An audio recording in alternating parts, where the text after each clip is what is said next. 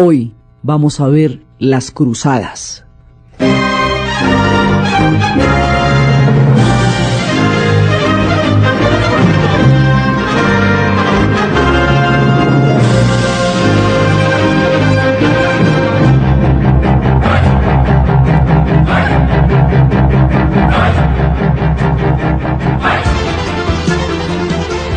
Hay un acontecimiento que va a poner en movimiento todo el mundo medieval y a poner en contacto y en choques a las civilizaciones, a los pueblos, a las religiones.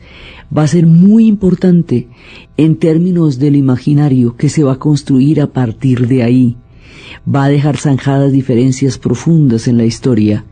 Va a ser una tragedia en términos de sucesos y va a dejar una cantidad de contactos culturales que no se habían podido dar en tiempos anteriores. Son las cruzadas.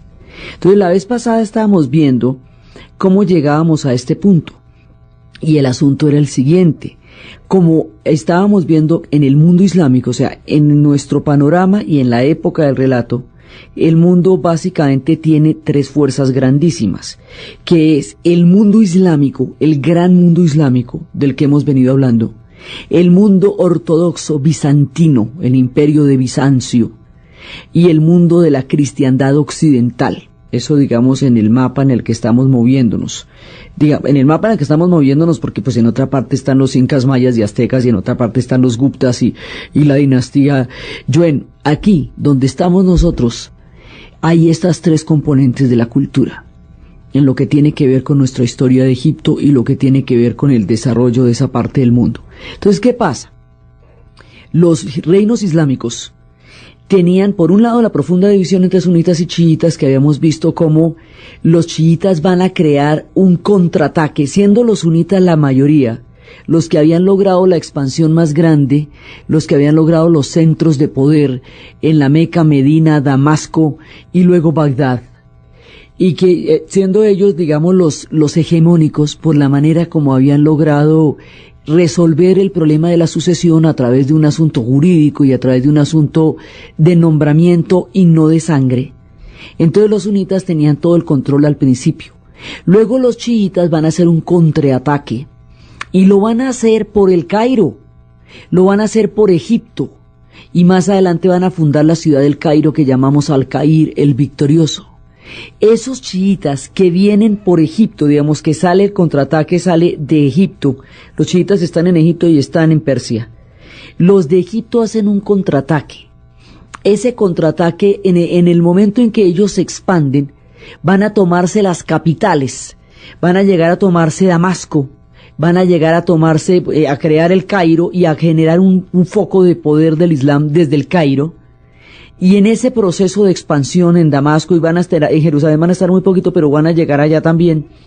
En el momento en que los chiitas se expanden, cuando en el poquito tiempo en que llegan a Jerusalén van a destruir el Santo Sepulcro, pues van a destruir monumentos sagrados.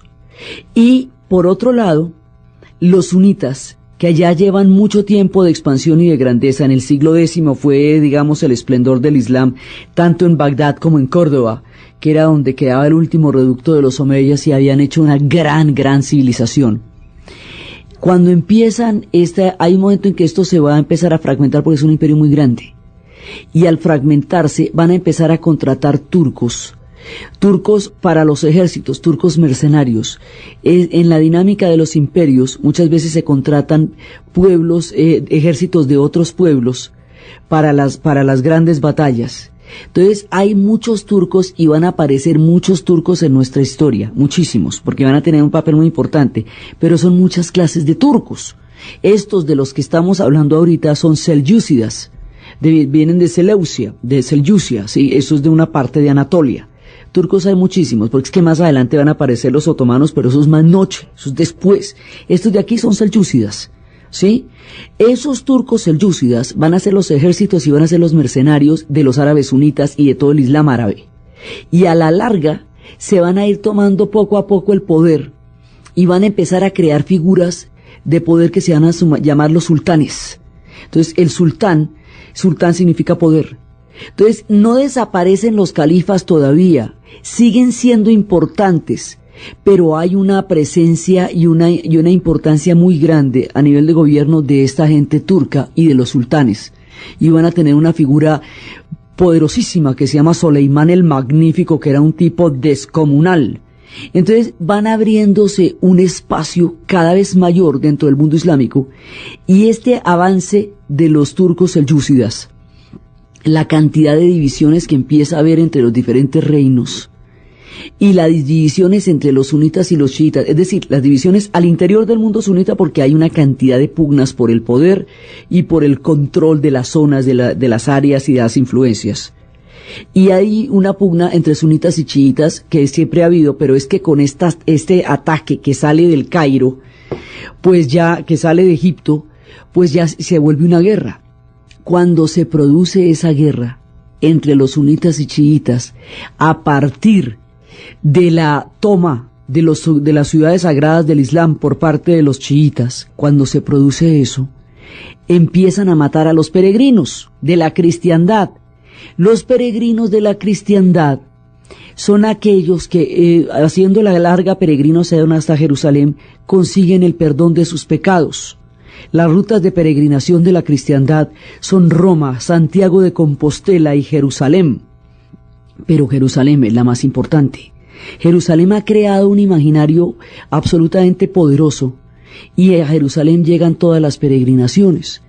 Entonces, cuando empiezan a matar peregrinos y empieza a hacerse inseguro el camino para llegar allá, entonces los peregrinos van a ir a donde el Papa a contar cómo fueron asolados y asaltados y cómo fueron muertos y cómo la ruta de la peregrinación está bloqueada por estas peleas entre el mundo islámico, al interior del mundo islámico. Entonces esa situación es la que va a detonar toda la furia de lo que va a ser la cruzada. Esa situación se vive alrededor de una ciudad que es la que anuda toda la historia, porque en esa ciudad por un lado está el templo de Salomón. Allá se construyó el templo de Salomón y allá fue donde está sentada lo más profundo de la fe judía. Allá se construyó, cuando llegan los musulmanes, la mezquita de la Roca, la segunda en importancia después de la Meca, porque se dice que en la mezquita de la Roca fue donde hay varios milagros de Mahoma. Uno de ellos fue el miraje, y es cuando él asciende al cielo. Hay varios, episodios fundamentales de la vida del profeta que suceden en Jerusalén. Y es allá donde está el Santo Sepulcro, que es el eje de la peregrinación de la cristiandad. El objetivo es llegar al Santo Sepulcro y la Vía Dolorosa, que están allá en Jerusalén. Y también en Jerusalén están las tumbas de los patriarcas, las tumbas de Abraham y de Sara, es decir, de todo el mundo bíblico. Entonces, las tres religiones, el Islam, el cristianismo y el judaísmo, tributan en Jerusalén el corazón de su fe, y Jerusalén se va a convertir en el objetivo de todas las guerras que van a suceder. Y Jerusalén está en la vía entre Egipto y Siria, por eso es que la historia se va enlazando con la historia de Jerusalén. Esa ciudad milenaria, en ese momento se convierte en el foco de la disputa de todo el mundo que se va a movilizar alrededor de las cruzadas. Hoy sigue siendo el motivo más importante de desacuerdo en el conflicto árabe-israelí, porque la Jerusalén oriental la reclaman los árabes como su capital, y la Jerusalén como ciudad la reclaman los judíos como su capital, como la capital del Estado de Israel, y Palestina quiere que esa sea su capital. Esa ciudad es el núcleo de todo lo que va a pasar, y desde Egipto hasta Bagdad, desde Francia, desde París, desde cualquier parte de nuestros relatos, se va a llegar allá, y ese va a ser el motivo por el cual se desata toda la cruzada. Entonces, muchas canciones describen esta ciudad. Esta es una manera de hablar de la forma como Jerusalén une, enlaza y provoca todo el movimiento de la fe como centro del monoteísmo. From the Bible to the Quran, Revelation in Jerusalem, Jerusalem, je t'aime. Alfa Blondy nos habla de esta ciudad donde han podido convivir también juntos judíos, cristianos y musulmanes. La ciudad donde dice Shalom, que es el saludo judío, Salam Aleikum, que es el saludo musulmán. Dice Jerusalén, aquí estoy Jerusalén, yo te amo. Esta Jerusalén es la que va, digamos, a quedar cometida en el corazón de todo lo que va a pasar. Entonces, esta Jerusalén, ciudad de judíos, de musulmanes y de cristianos, de todos los cristianos, ortodoxos y romanos, de todos los musulmanes, de todo, digamos, de todas las diferentes fes, esta ciudad, en el momento en que queda atravesada por la pelea entre los sunitas y los chiitas alrededor del contraataque chiita que viene de Egipto y bloquea las rutas, los peregrinos se van a quejarse al Papa. Y el Papa coge una cantidad de ejércitos de hombres que han venido peleando guerras intestinas a todo lo largo de la Edad Media y va a hacer un llamado para recuperar los territorios sagrados, porque los peregrinos no pueden llegar al Santo Sepulcro y ha habido ataques a los territorios sagrados de parte de los chiitas. Entonces empieza a convocar. La Iglesia ha tenido una serie de transformaciones en la parte occidental, porque el trato que se hizo entre Carlomagno y el Papa era que Carlomagno iba a ser el emperador, el Papa iba a ser el Papa, iba a existir unos estados pontificios. Al existir los estados pontificios, va a haber un reino terrenal de una fe cuyo reino no era de este mundo. Entonces hay un estado pontificio ya, y en la época de Carlomagno. Con las cruzadas, en el momento en que se produce estos informes sobre lo que está pasando con los peregrinos que van a Jerusalén, el Papa Urbano II va a convocar a una guerra santa, y ahí hay una transformación de la doctrina, porque el cristianismo era pacifista por definición. Tan pacifista era que en las épocas de la rebelión de los judíos contra los romanos, los cristianos no tomaron parte en esa rebelión porque no consideraban que el enfrentamiento violento fuera parte de su doctrina. Cuando los judíos estaban esperando un Mesías macabeo, llegó un Mesías pacifista que daba la otra mejilla. En el momento en que se llama a una movilización armada para atacar a los que ellos llamaban herejes e infieles, que están en los lugares santos, a los llamados herejes, en ese momento la naturaleza pacifista, la naturaleza, digamos, de la otra mejilla, va a transformarse en la naturaleza de la guerra, y se va a convertir en una especie de yihad, una guerra santa. Entonces, la cruzada va a movilizar gente de todas partes, pero el epicentro de las cruzadas es Francia, es alrededor de los francos. Entonces, en Europa está surgiendo un mundo que es el mundo gótico, el mundo de los reinos godos. Esos reinos godos tienen sus principales asentamientos en Francia, son los franis. Sí, hay una parte en Alemania y en una parte de España. En la época en que empiezan las cruzadas, en España, que estaba bajo el califato de Córdoba y que es musulmana, empiezan a darse también las guerras entre los moros y los cristianos, que van a durar 3 siglos y que a la postre van a terminar con la expulsión definitiva de los moros y de los judíos de las tierras españolas, y España se va a convertir en un país gótico alrededor del proyecto de los Reyes Católicos 3 siglos después de que empecemos esta historia. Entonces, ¿qué pasa? Hay un mundo gótico. Ese mundo no es ni griego ni latino, no es bizantino, no es islámico, es un mundo gótico. Son los reductos cristianos que habían quedado, ese es un mundo diferente, una cultura distinta, que es la cultura gótica, que va a entrar a mover el protagonismo de este momento a través de las cruzadas. Y el epicentro, como habíamos dicho, es Francia. Entonces Francia llama a la cruzada. Entonces, ¿la cruzada qué es? Eso arranca a todo el mundo. Todo el mundo deja su casa, todo el mundo deja sus enseres, su trabajo, su vida, y se van a atacar en un fervor religioso, en un ataque de fanatismo, de locura, de delirio. Atraviesan el mar Pedro el Ermitaño, pero además ellos no saben dónde queda Jerusalén. Hay un Jerusalén imaginario, hay un Jerusalén presente, hay un Jerusalén bíblico que todo el mundo tiene como parte de su vida, pero finalmente nadie ha visto dónde queda y nadie se imagina la distancia que hay entre Francia y Jerusalén, que eso es medio mundo. Entonces todo el mundo agarra para allá. Y salen, en un principio sale todo el mundo, salen familias enteras, con niños y todo, y viejitos, y perros, y burros, y cabras, todo el mundo para la cruzada.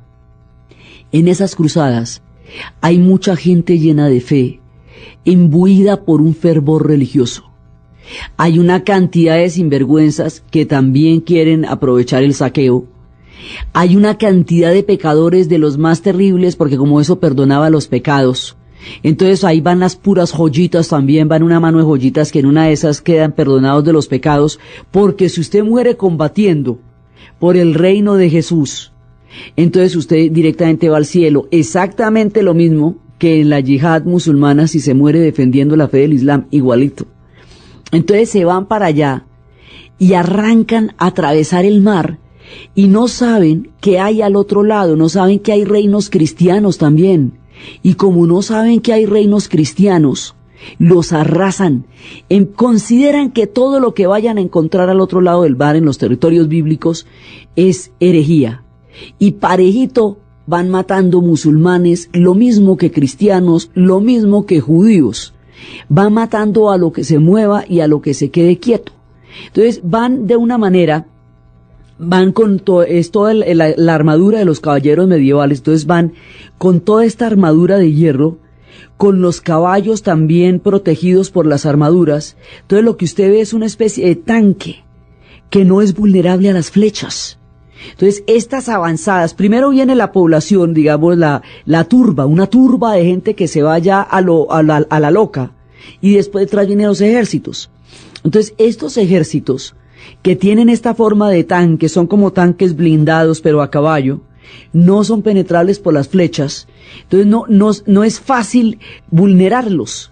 Entonces aterran, esa visión aterra, y van llegando y van atravesando, entonces producen una especie de terror, porque van llegando y van arrasando, van acabando con todo, van matando a todo el mundo, pasan las ciudades a cuchillo, no respetan la palabra, le dicen a los ciudadanos que a los habitantes de las ciudades que si se rinden les perdonan la vida, y mentiras que los matan. Incluso hubo una ciudad en donde hubo canibalismo por el estado de hambre y de digamos ya de desesperación en que estaban los cruzados. Entonces ese incidente se volvió una imagen del terror. Entonces desde el punto de vista de los árabes, las cruzadas son un ataque de lo más bárbaro, de lo más salvaje y de lo más aterrador que pueda haber, porque no contempla ninguna de las leyes de la guerra, no respeta honor alguno, no tiene ninguna palabra y arrasa. Entonces esto es una herida muy profunda que queda en Oriente, tanto entre los cristianos, que llaman a los europeos francos, como entre los musulmanes, que los consideran los artífices de un daño aterrador que les hicieron a ellos.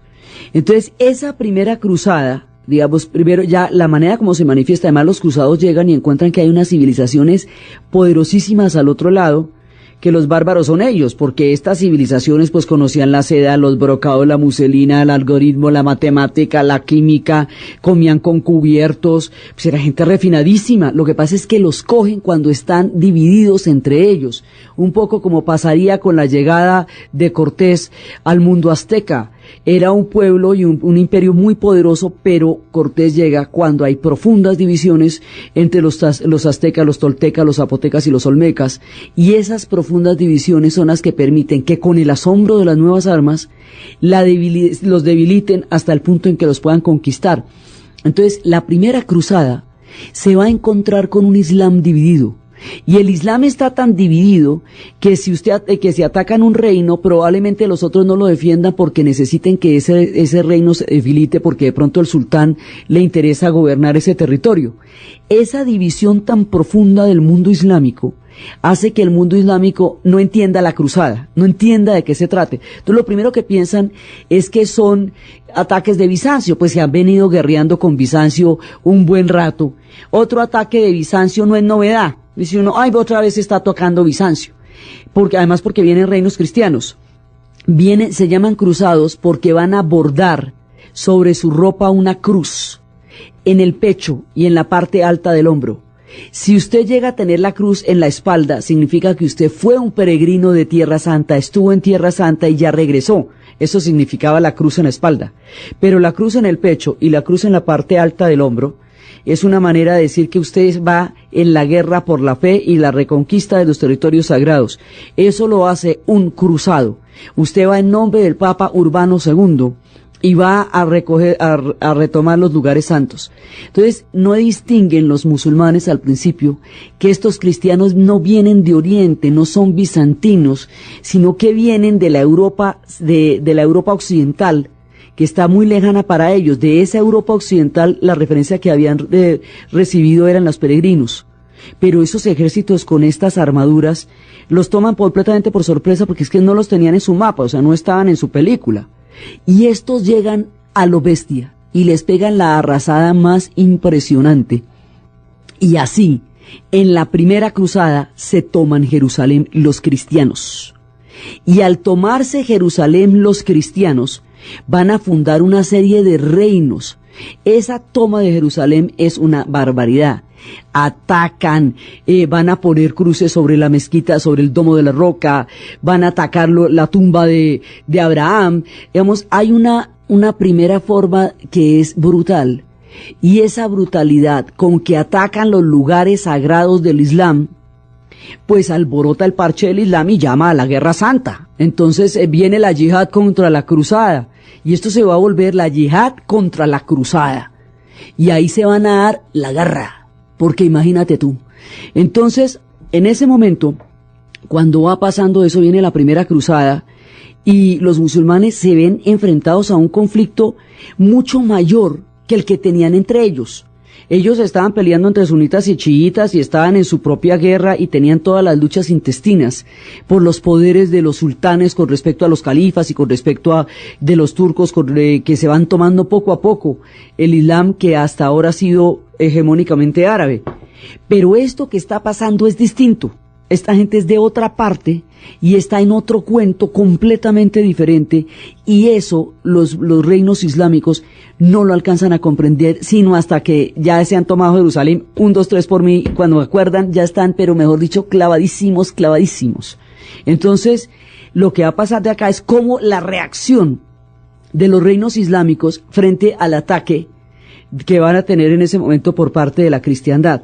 Entonces, aquí es donde se van a formar los imaginarios más impresionantes. Se van a formar unos imaginarios muy poderosos en uno y en otro lado, porque se van a formar los reinos cristianos.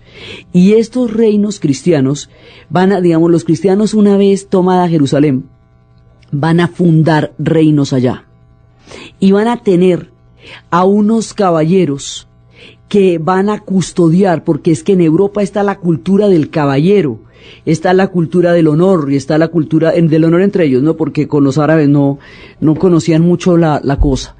Y entonces resulta que ahí, en ese momento, van a poner a custodiar los lugares sagrados a unos personajes que, por ser los caballeros que cuidan el templo, se van a llamar los templarios, los caballeros del temple. Y esos caballeros del temple proceden de una leyenda. Se habla de una leyenda en la cual los templarios, que van a tener una importancia muy grande, los templarios van a desarrollar una economía, una serie de maniobras financieras, y van a ser, digamos, los financistas de ese reino de Jerusalén. Y durante más de un siglo ellos van a gobernar en Jerusalén, van a administrar Jerusalén y van a crear los reinos cristianos de Jerusalén. Entonces, se dice que los templarios llegaron a ser tan supremamente poderosos porque tenían una serie de secretos con los cuales garantizaban su poder frente al papado y el respaldo del papado y el respaldo del rey. Entonces se dice que el secreto de los templarios era que ellos conocían el verdadero secreto del Grial. Este imaginario es importantísimo, importantísimo, porque va a forjar imaginarios muy importantes dentro de todo el mundo de la caballería, dentro de Arturo, dentro de todas estas leyendas. Entonces se habla de un caballero puro, que era Percival, que en otras partes lo llaman Galahad. Entonces él es un paje y va empuñando una lanza de hierro, y entonces él va a tener una visión. En la visión se va a encontrar con un doncel que tiene una lanza de hierro con una gota de sangre en la punta. Luego con una hermosa doncella que tiene un grial del cual emana una luz sobrenatural y maravillosa. Y luego con otra doncella que tiene una espada rota. Entonces las preguntas son, ¿qué significa la visión? Entonces el caballero la primera vez no entiende la visión y pierde el año.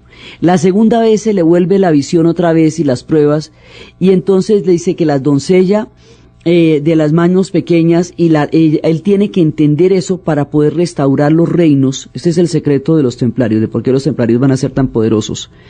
Y empieza a descubrir cuál es el enigma.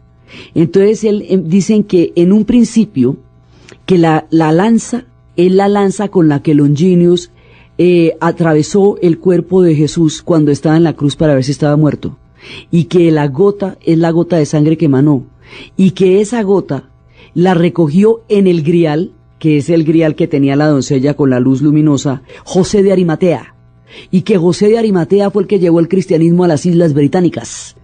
Entonces, y que la espada rota era el reino que se rompía. Entonces, con esto dicen que la espada rota era la espada de los macabeos, otros dicen que la espada rota era Excalibur. El asunto es que a partir de esta leyenda también se habla que ese grial era el grial de la última cena. Unos dicen que era el grial donde se recogió la sangre, donde José de Arimatea recogió la sangre que emanaba de la lanza, y otros dicen que era el grial de la última cena, pues las leyendas tienen varias versiones. La espada rota, unos dicen que era la espada de los macabeos, y otros dicen que era Excalibur. Pero de estos tres secretos que poseían los templarios va a surgir el poder que ellos van a tener por un lado, y además ellos custodiaban el templo, y por el otro lado de la espada rota sale todo lo que significa la formación de un rey en el medioevo. Un rey, el rey, la tierra y la espada deben ser uno solo, y eso va a ser un imaginario tan poderoso que es el mito del rey Arturo, que habla del rey, de la espada y del temple, como digamos del rey, la espada y la tierra, como de una misma unidad. Esa misma leyenda la ve uno hasta en El Señor de los Anillos, porque cuando Isildur destruye, le rompen la espada, y con la espada rota le quita el dedo a Sauron, y el anillo va a caer y el otro no lo arroja, y es esa espada, al restaurarla, la que le va a permitir a Aragorn lograr vencer el mal al final del Señor de los Anillos. Esa espada va a ser Excalibur, la que se rompe y la va a restaurar a Arturo cuando la pueda sacar de la piedra, y eso lo va a hacer el rey. Entonces digamos, ahí viene la simbología más importante. Y el grial va a ser, y Percival, que va a ser el símbolo de la pureza. Esto es el secreto que tienen los templarios, es el poder que tienen los templarios. Y también se habla de otro secreto que tienen, y es que ellos conocían una descendencia. Hay otra parte, digamos, que es lo que plantea el Código Da Vinci y otras nuevas enfoques, que se habla de las tres Marías que se convierten en una sola en el relato cristiano católico, y se dice que hay una descendencia que venía de Jesús por parte de la Magdalena, de María Magdalena, y no por parte de Pedro, y que los templarios conocían ese secreto. El asunto es que por el grial o por la descendencia, digamos, cuando se afirma esa hipótesis, pues se entra en el mundo de los chiitas, pues es como si fuera Fátima la de verdadera descendiente. El asunto es que los templarios poseen secretos que van a dar origen a todo el imaginario de la Edad Media, y esos secretos los hacen increíblemente poderosos. Los templarios tienen su poder también, es una orden de monjes militares, una orden cristiana guerrera, y ellos custodian los lugares sagrados. Más adelante, cuando se pierda Jerusalén, la existencia de la orden se va a empezar a poner en cuestionamiento, porque el sentido de la orden era cuidar los lugares sagrados, por eso eran los caballeros del temple. Entonces, alrededor de esos reinos cristianos hay una cantidad de leyendas y esa cantidad de leyendas van desde los caballeros del Crack, que era una cima, una fortaleza en la cima donde llegaron a tomarse una aldea y los campesinos les dieron una resistencia durísima porque ya se sabía que era lo que ellos habían hecho. Y a la otra noche, cuando fueron a contraatacar, los de la aldea ya se habían ido porque que se iban a quedar al contraataque, como pa' qué. Entonces ellos se quedaron en esa fortaleza y desde ahí les rendían tributo, los caballeros del Crack. Y aquí se va formando una ruta que atraviesa Siria y Líbano, que es Crack, que es Acre, que es toda la ruta de la cristiandad para tomarse Jerusalén. Y mientras tanto, al otro lado, los pueblos islámicos, los reinos islámicos están preparando la ofensiva y figuras fantásticas van a surgir al otro lado de la historia. Desde el punto de vista occidental, desde el punto de vista de los cruzados, hay una cantidad de personajes que van a estar ligados a la historia de los cruzadas. Entonces, las cruzadas son 8, pero las importantes son la primera y la tercera, que es donde realmente se define la situación. Entonces, a partir de ahí se fechan una cantidad de acontecimientos en la historia de los europeos y en la historia de los árabes. Las cruzadas se van a lanzar entre 1096 y 1272. Sí van a empezar todas estas cruzadas y hasta que terminen todas las 8 cruzadas, pero finalmente las importantes a la hora del té pues son la primera y la tercera. Ligadas a estas cruzadas son todos los personajes míticos de Occidente. Todos los personajes míticos de Occidente en la primera cruzada era Pedro el Ermitaño, Leonor de Aquitania, quien fue llevada a la brava por el rey francés, y es cuando les conté que entraba en contacto con los sufis y traía las cortes de amor.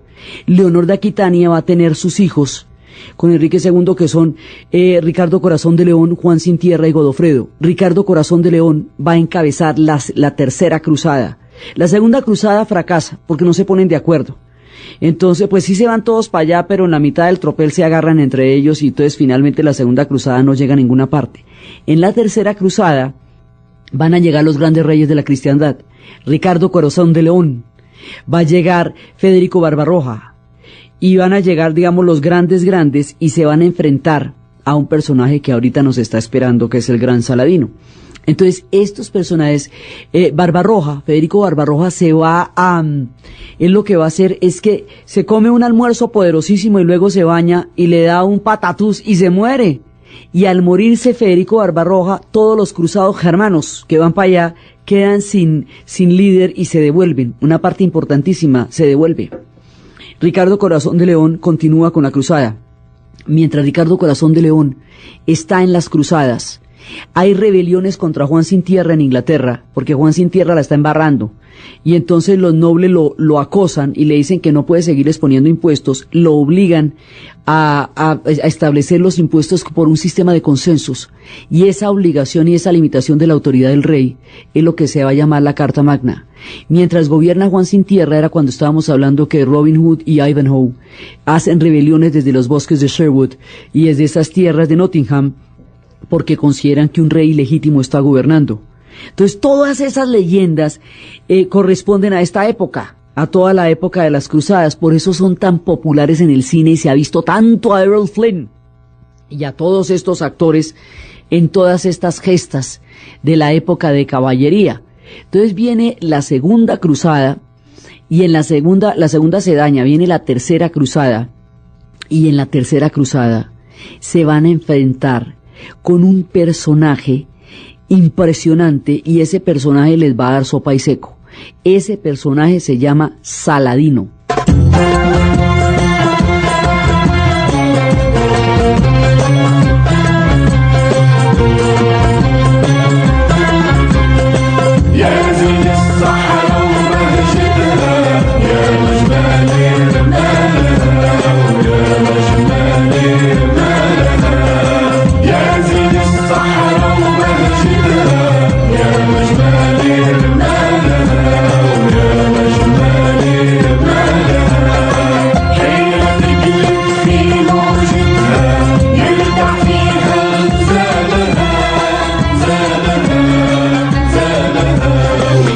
Saladino va a provenir de una tribu nómada de las montañas del Kurdistán. Saladino es kurdo.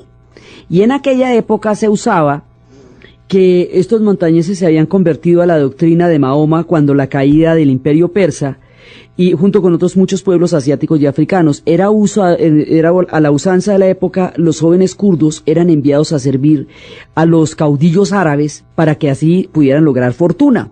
Entonces así se van a trasladar 2 hermanos a Bagdad, y la fuerza, la pilera, la rectitud de esos 2 hermanos va a hacer que poco a poco vayan adquiriendo posiciones importantes dentro de Bagdad y que se les vaya a confiar misiones delicadas y que vayan a encontrar, entonces van a entrar en contacto con la civilización, ya no van a querer regresar a las montañas donde el papá ni nada, y se van a quedar allá de gobernadores. Ayub el Mayor se queda de gobernador de la pequeña ciudad de Tikrit, y en esa ciudad de Tikrit va a tener, en una aventura fugaz de esas sensuales de la ciudad de Tikrit, en 1138 a un pelado que se llama Saladino. Y Saladino va después, va a crecer en ese mundo y va a crecer en Bagdad y va a servir al rey. Después el rey va a tener, su tío va a tener altercados y se va, y su padre también, y él se va a quedar allá. Y van a empezar a trabajar, a vivir con Senkis, el rey de Alepo, que va a empezar a entender las cualidades de estos personajes. Senkis se va a volver, ese rey Senkis de Alepo, va a ser uno de los más encarnizados enemigos de los cruzados que se habían establecido en Jerusalén y que habían convertido eso en bastiones de los reinos cristianos. Entonces, ahí en ese momento, para cuando Saladino empieza a destacarse, la guerra entre los musulmanes y los cristianos lleva todo el siglo que ha pasado entre la primera cruzada y esta época, y después Enki le va a quitar las ciudades de Edesa, las de San Bernardo, y empieza la segunda cruzada, que es como un huracán, pero la segunda cruzada no va a llegar a su destino, fracasa. Entonces, ahí es cuando empiezan, a formarse los imaginarios del terror alrededor de los francos en la parte del mundo árabe. Para los árabes, la idea de las cruzadas es una idea aterradora. Es el recuerdo de una experiencia traumática a nivel masivo de genocidios. Para ellos es aterrador la palabra cruzada y la idea de una cruzada. Esto quedó en el imaginario de ellos, de esculpido con sangre y horror. Entonces, cuando todo esto, Saladino tenía 9 años y este rey Senkis va a ser asesinado. Entonces el hijo Nureddin lo va a suceder y va a estar, y ese Nureddin llama a la yihad, a la guerra santa coránica por la recuperación de los lugares sagrados, y empieza a hacer desfiles militares, y en ese ambiente va a crecer Saladino. Nureddin se va a apoderar de Damasco, y ya Saladino está más grandecito. Entonces finalmente Saladino va a llegar a ser visir. Y cuando, poco a poco, ascendiendo dentro del poder y viendo el mundo de las cruzadas, cuando Saladín va a llegar a ser visir, Saladino va a empezar a comandar los ejércitos contra los cruzados. Entonces Saladino empieza a entender, Saladino es un personaje muy particular, porque es un gran guerrero, es un gran diplomático, es un político, es un gobernante, es un tipo de honor y es un tipo de astucia. Cuando él ve esas fortalezas que son los caballeros medievales montados en esas armaduras, el tipo se da cuenta que usted no puede cargar de frente contra ellos porque ahí no tiene chance. Que su fuerza está en su capacidad de choque, pero que esas armaduras los hacen increíblemente lentos. Entonces, que el truco es la movilidad. Entonces, Saladino juega un juego de agilidad y se mueve rapidísimo, y los caballeros feudales los francos en esas armaduras no se pueden mover con facilidad. Pues intente usted y en esos calorones por allá de esas tierras, pues eso se vuelve muy complicado. Entonces empieza a hacer al quite y afloje con ellos y los va a mantener, los va a mantener yendo y viniendo por todas partes. Y Saladino, con la astucia, se va a tomar después Jerusalén, y el tipo va a ser un reino. Él va a ser visir del Cairo, va a ser visir en Egipto, y en Egipto va a ser, de ahí en adelante, el tipo coge una expansión que va para Siria y para Jerusalén. Entonces la historia de Egipto, la historia de Siria y la historia de Jerusalén está estrechamente ligada en todo sentido, para allá y para acá. Entonces, la habíamos ligado en la época del cristianismo, la habíamos ligado en la época de la expansión del Islam, ahora con las cruzadas vuelven otra vez a estar juntas. Y ese reino que gobierna Saladino, él se retoma, va a volver a tomar Jerusalén. Cuando toma Jerusalén de nuevo, la otra vez la vuelve islámica. Saladino se va a cuidar muchísimo de no hacer ningún adefesio, de no cometer ningún desmán en Jerusalén, en contraste con lo que habían hecho los francos. Entonces lo que Saladino va a hacer es entrar de una manera muy respetuosa, porque el día que el Islam llegó por primera vez a Jerusalén, el primer gobernante islámico que llegó en un camello blanco, rezó con los ortodoxos, se sentó junto a ellos, rezaron en diferentes lugares, porque si no le hubieran puesto una mezquita ahí, no en sus iglesias, pero sí en otros lugares, y ahí pusieron otras mezquitas, y entraron en una comunión de fe desde el principio. Luego los chiitas atacaron los lugares santos, y luego los cristianos arrasaron. Entonces, en contraste con los chiitas y en contraste con los desmanes que habían hecho los cruzados, y particularmente Jerusalén, Saladino se porta como un príncipe, ala. El tipo entra con los mejores modales, con el mejor honor, para sentar una diferencia entre el pueblo que él representa y la civilización de donde él viene, y la barrida tan espantosa que se había vivido en Jerusalén en el momento de la caída, y retoma Jerusalén. Entonces, el resto de las cruzadas, esta es la tercera cruzada. Aquí en la tercera cruzada están los bestsellers, ¿ve? Porque ahí está Ricardo Corazón de León, ahí está Saladino, ahí están los propios. Esta es, digamos, la cruzada más importante. Ahí los musulmanes recuperan Jerusalén. Y el resto de las cruzadas se van a dar para ver si los caballeros cristianos vuelven a tomar eso a Jerusalén, y no lo van a volver a tomar jamás, y no se lo tomaron, y chao el amigo. Eso quedó en manos de los musulmanes desde el momento en que Saladino retoma y reconquista Jerusalén.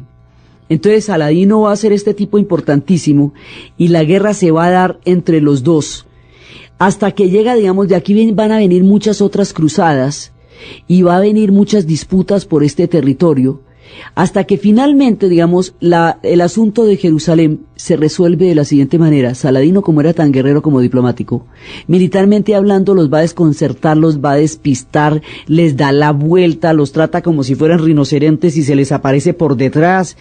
Es un tipo de una sagacidad y de una rapidez que los cruzados no pueden contra él, pero él tampoco va a poder mantener esta guerra eternamente. Entonces, al final, para ponerse de acuerdo en cómo van a tratar el asunto de los reinos, cuando Saladino tiene todo el poder y está en condiciones de arrasarlo si así le parece, Saladino pacta con los cruzados de Occidente la protección de los reinos cristianos. Entonces, esa protección de los reinos cristianos hace que en este momento haya reinos cristianos en esta parte.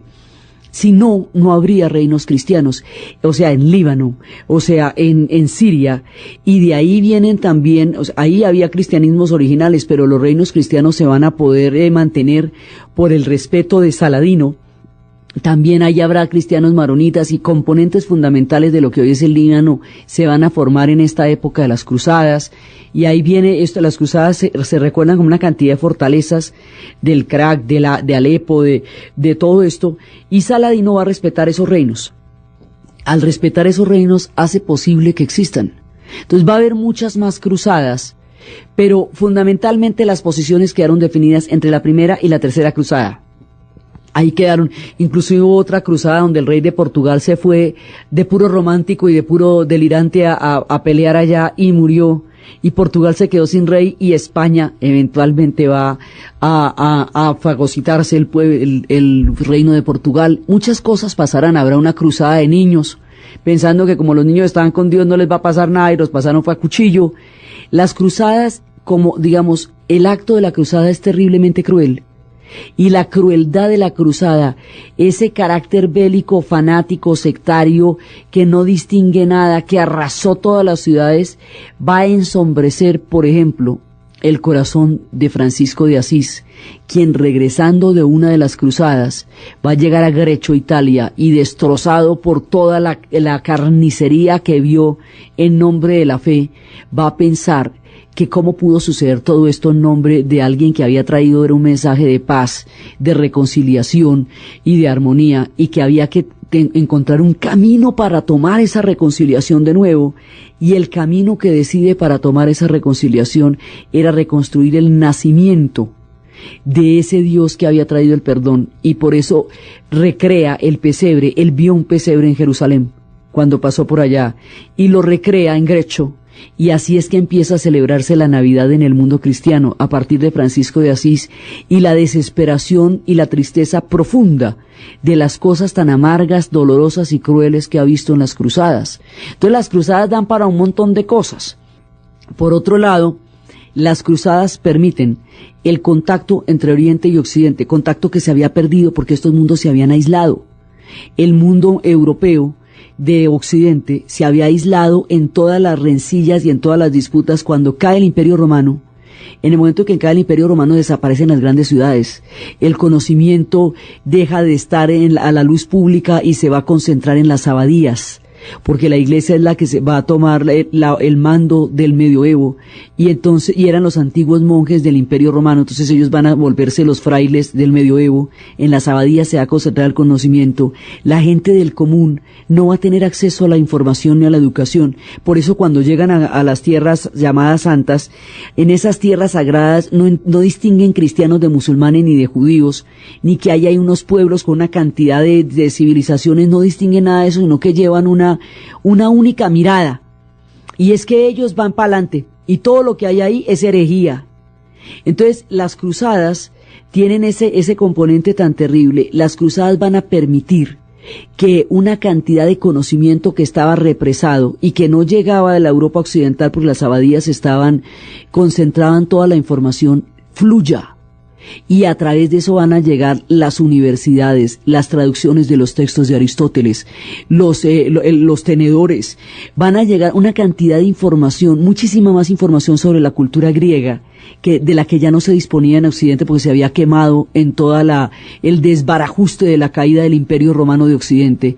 Y las cruzadas van a ser muy importantes por el intercambio de información, por los imaginarios que se tejen alrededor de ellas. Ninguna cruzada recuperará Jerusalén. Después de que Saladino se la tomó, nadie lo volvió a sacar de allá. Pero esas cruzadas, de una manera dramática y brutal, movilizan todo el mundo de esta época en la historia.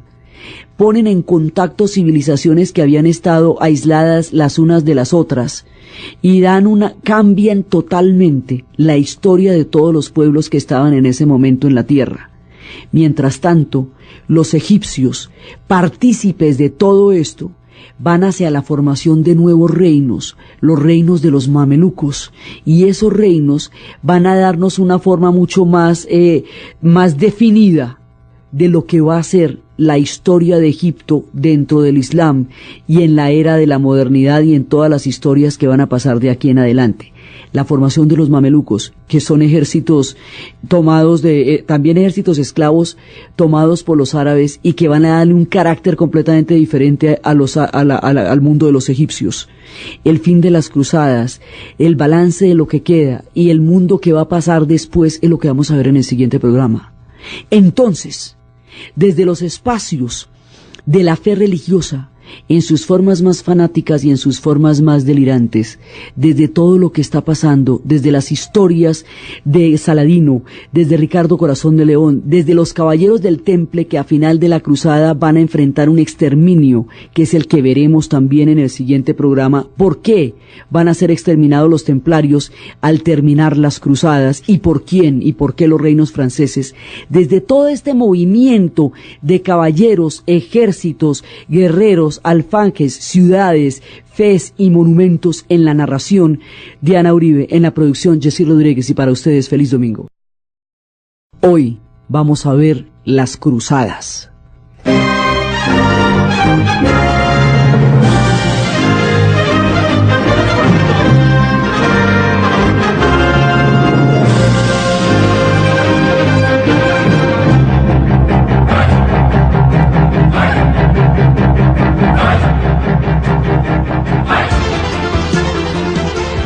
Hay un acontecimiento que va a poner en movimiento todo el mundo medieval y a poner en contacto y en choques a las civilizaciones, a los pueblos, a las religiones, va a ser muy importante en términos del imaginario que se va a construir a partir de ahí.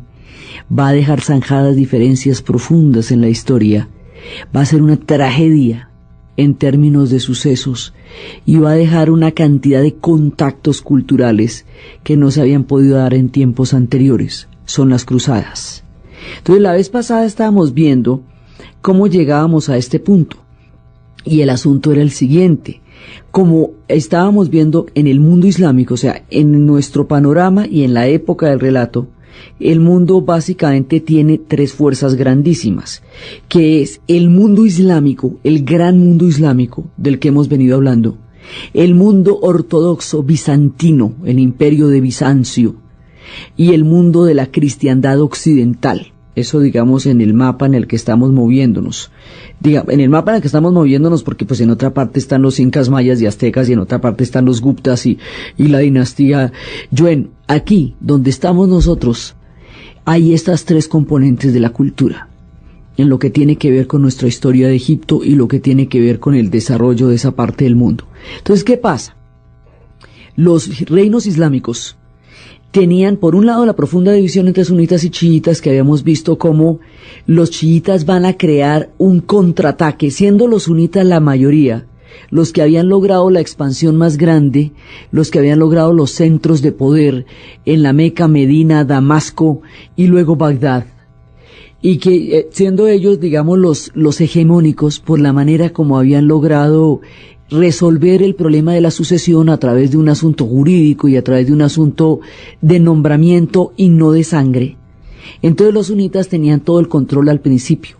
Luego los chiitas van a hacer un contraataque y lo van a hacer por el Cairo, lo van a hacer por Egipto y más adelante van a fundar la ciudad del Cairo que llamamos Al-Cair, el victorioso. Esos chiitas que vienen por Egipto, digamos que sale el contraataque, sale de Egipto. Los chiitas están en Egipto y están en Persia. Los de Egipto hacen un contraataque.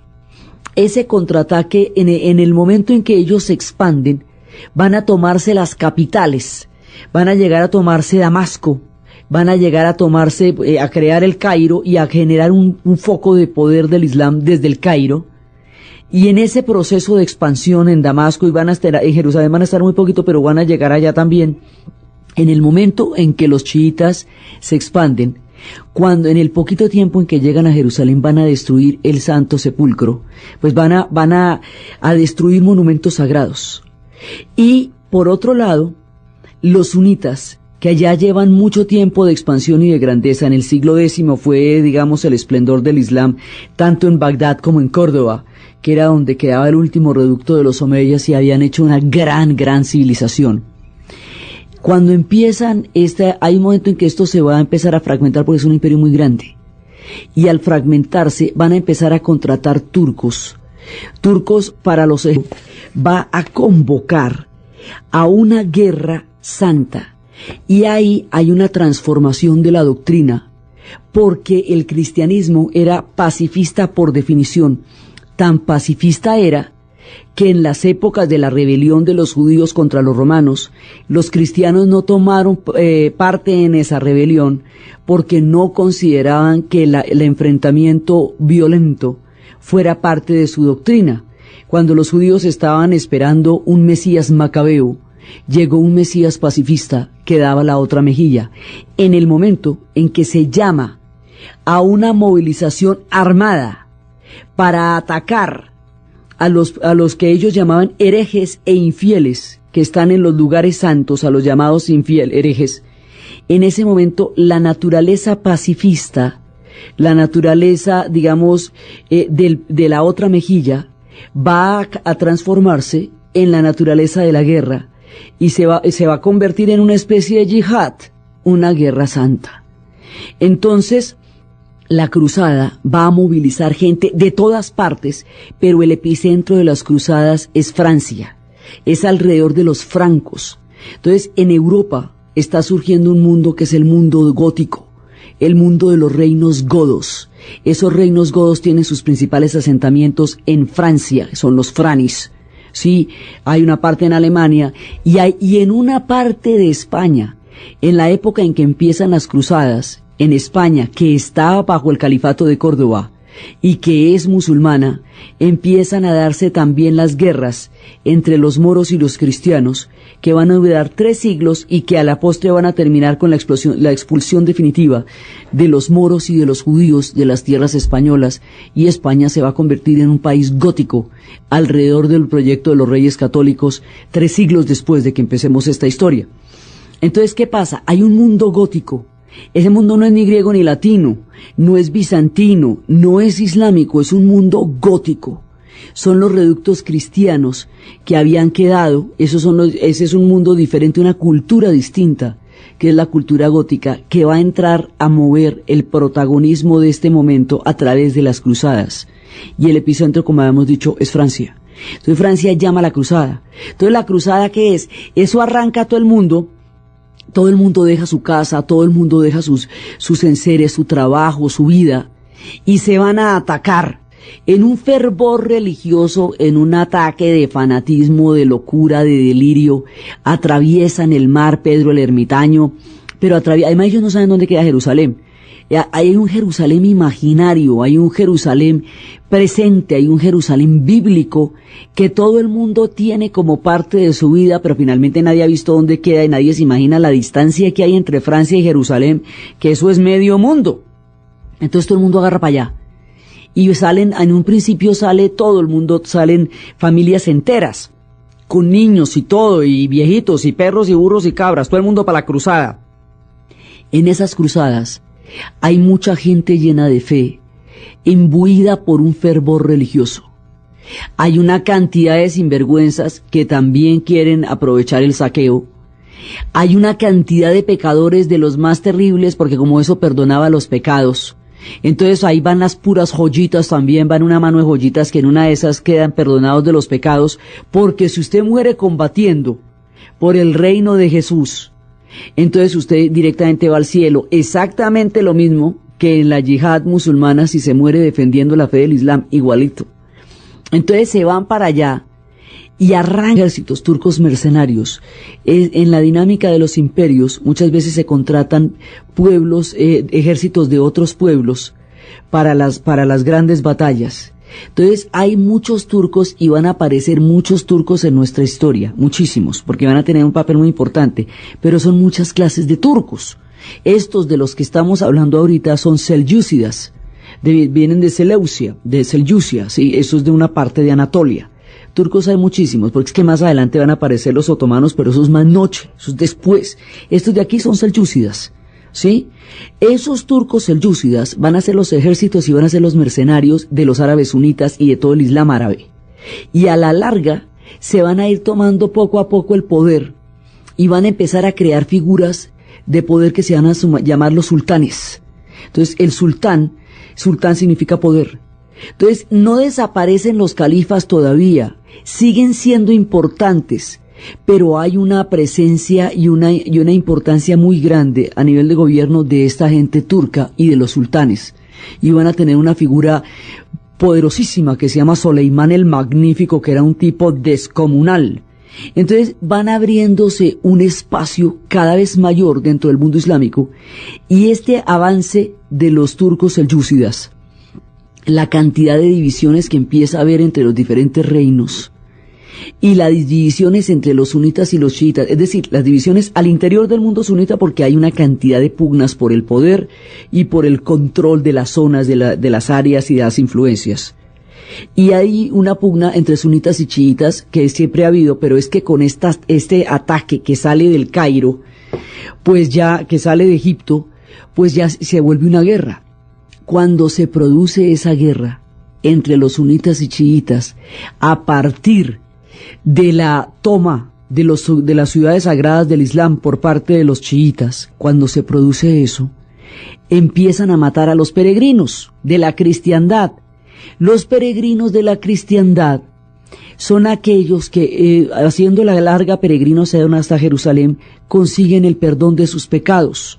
Las rutas de peregrinación de la cristiandad son Roma, Santiago de Compostela y Jerusalén. Pero Jerusalén es la más importante. Jerusalén ha creado un imaginario absolutamente poderoso y a Jerusalén llegan todas las peregrinaciones. Entonces, cuando empiezan a matar peregrinos y empieza a hacerse inseguro el camino para llegar allá, entonces los peregrinos van a ir a donde el Papa a contar cómo fueron asolados y asaltados y cómo fueron muertos y cómo la ruta de la peregrinación está bloqueada por estas peleas entre el mundo islámico, al interior del mundo islámico. Entonces esa situación es la que va a detonar toda la furia de lo que va a ser la cruzada.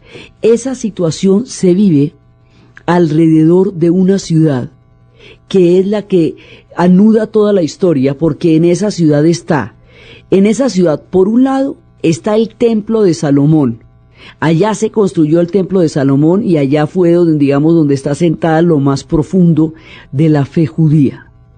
Allá se construyó, cuando llegan los musulmanes, la mezquita de la Roca, la segunda en importancia después de la Meca, porque se dice que en la mezquita de la Roca fue donde hay varios milagros de Mahoma. Uno de ellos fue el miraje, y es cuando él asciende al cielo.